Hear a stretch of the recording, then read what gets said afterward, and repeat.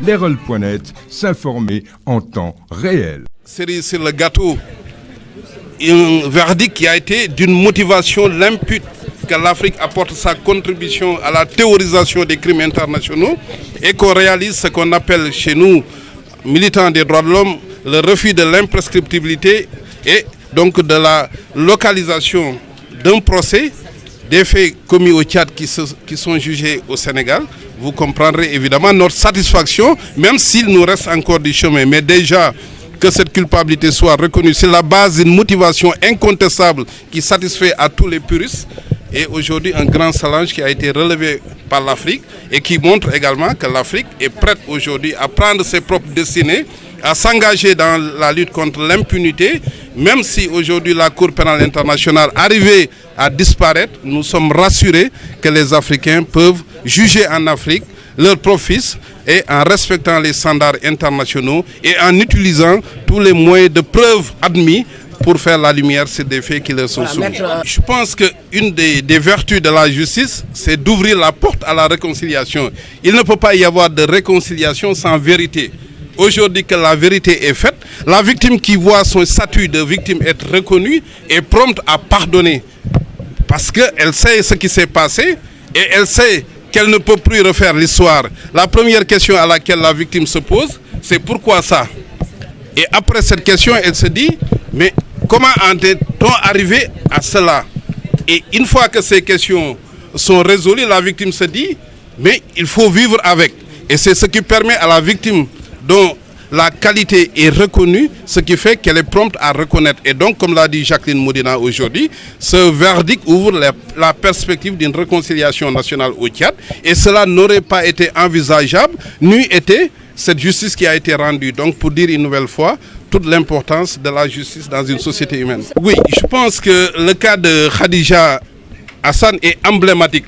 Voilà qu'une femme qui, devant les juges au Tchad, a dit « Je ne pourrais pas dire ce que j'ai subi ».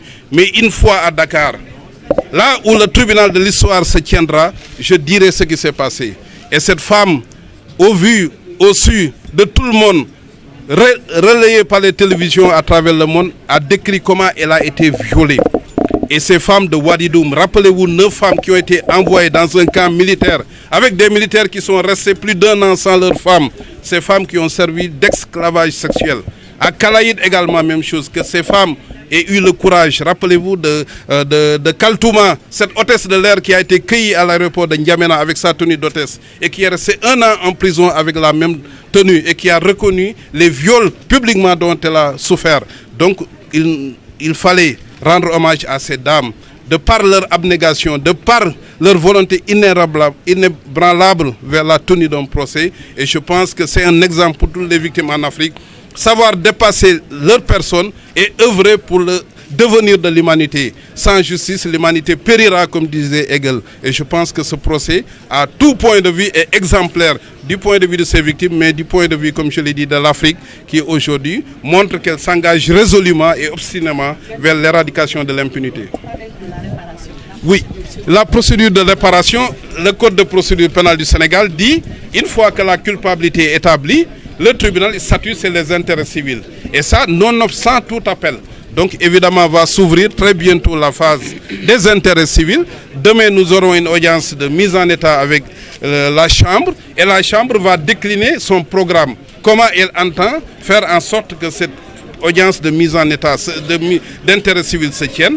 Et la date qui nous sera fixée, vous suivrez également, comme vous l'avez fait avec la phase de culpabilité, comment nous démontrerons l'important préjudice qui a été souffert par ces victimes et le nombre important de victimes que nous représentons. Donc je pense que ce sera une occasion, évidemment pour la Chambre également, au même titre que la culpabilité, de faire droit à la demande de réparation des victimes. Cette Chambre est amenée à disparaître parce qu'elle a été instituée pour des faits commis au Tchad de 82 à 90.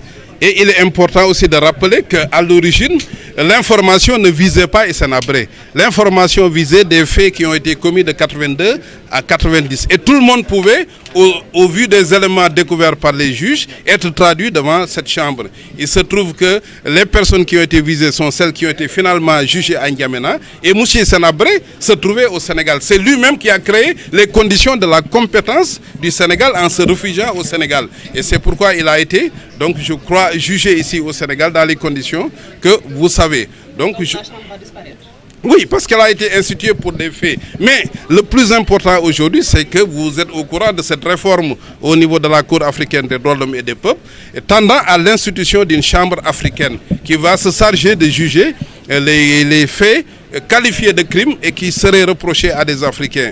Et aujourd'hui, les chambres africaines donnent des gages de confiance, donnent des gages de la capacité des Africains à pouvoir juger leurs profits. Et je pense que ce procès va donner encore des idées à l'Union africaine d'aller dans le sens de l'institution de cette chambre pénale au niveau de la Cour africaine et qui aura en charge désormais le jugement des Africains. Et certainement que la Cour pénale ne va pas disparaître, mais au moins les Africains seront de moins en moins enclins à envoyer leurs fils devant la Cour pénale internationale, comme c'est le cas aujourd'hui avec la Côte d'Ivoire, avec Ouattara, avec la Centrafrique, avec la République démocratique du Congo, avec l'Ouganda. Ce sont les Africains eux-mêmes qui ont envoyé leurs propres fils devant la Cour pénale internationale. Aujourd'hui, que ce soit au Bénin, que ce soit au Burundi, que ce soit en République démocratique du Congo, que ce soit même au Tchad avec l'actualité récente, que ce soit près de nous en Gambie, nous savons que les violations massives de droits humains continuent. Et aujourd'hui, il était important à travers ce procès qu'un signal fort soit donné à tous les chefs d'État. Et quelqu'un a posé la question de savoir à qui le prochain tour. Et ça, c'est extrêmement important pour nous. Comme l'a dit Jacqueline, il ne s'agit pas de décréter des procédures. Mais nous savons que les victimes sont en train de s'organiser partout. Des documentations sont en train d'être faites. Qu'il s'agisse de la Gambie, du Burundi, de la Centrafrique, nous avons aujourd'hui des dossiers qui sont pré-ficelés. Mais il faut également savoir les opportunités. Nous attendons les opportunités qui seront les meilleures pour pouvoir instruire ces dossiers et les introduire. Mais rassurez-vous que l'impunité ira vers sa fin en Afrique et que la jeunesse africaine n'est plus prête à supporter que des violations aussi graves se commettent et que ces personnes qui sont supposées être les auteurs puissent se pavaner librement en Afrique ou jouir de leur liberté alors qu'elles auront privé des milliers de familles aussi de cette joie d'être ensemble avec père, fils ou père, époux et épouse. Leral.net, s'informer en temps réel, site d'information exclusive numéro 1, www.leral.net, un nouveau look de Leral.net, une valeur sûre du journalisme en ligne, 12 journalistes, des reporters sur le terrain, dont des anciens éléments des renseignements généraux pour les investigations, des enquêtes fouillées, des reportages choc et une rubrique People riche en infos, sans oublier la Web TV. Leral.net, s'informer en temps réel.